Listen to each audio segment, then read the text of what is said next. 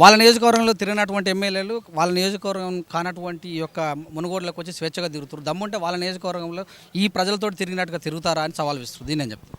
ఇప్పుడు నేను ఆలేరండి, నేను ఎమ్మెల్యేనే కదా, దమ్ముంటే అంటున్నారు. రమ్మనండి నా కాన్స్టిట్యున్సీకి, నేను తిరుగుతాను. రోజు నేను ప్రజల మధ్యనే ఉంటాను. ఒక తేడాను గమనించాలి. కాంగ్రెస్ పార్టీ ఎమ్మెల్యేలకు కానీ, ఇతర పార్టీల ఎమ్మెల్యేలకు కానీ, టీఆర్ఎస్ పార్టీ ఎమ్మెల్యేలకు కానీ ఉండే తేడా ఏంటంటే ఓడినా గెలిచినా ప్రజల మధ్య ఉంటారు. ఎందుకంటే టీఆర్ఎస్ పార్టీ ఆకాశం నుంచి ఊడి పడలేదు, ప్రజల మనసుల్లోంచి పెరిగింది. ప్రజలంతా కూడా ఇది మా పార్టీ అనుకుంటున్నారు, మా ఇంటి పార్టీ అనుకుంటున్నారు. మాకు ఆ ఇంటిమేసీ ఉంది, ఆ దగ్గరితనం ఉంది ప్రజలకి మాకు. ఎందుకంటే ఉద్యమ సమయంలో అందరం కలిసి పనిచేసాం కాబట్టి మాకు ఆ దగ్గరితనమైంది ఉంది, ప్రజలకు మాకు ఆ దగ్గరితనమైంది. నల్లా రాకపోతే కూడా ఎమ్మెల్యేకి ఫోన్ చేస్తారు. కుక్క చచ్చిపడి ఉంది తీసేయమని చెప్పి కాస్త గ్రామ పంచాయతీ చెప్పండి అని ఎమ్మెల్యేకి ఫోన్ చేస్తారు. అంటే ప్రజలకి అంత దగ్గరగా మేము ఉంటాం.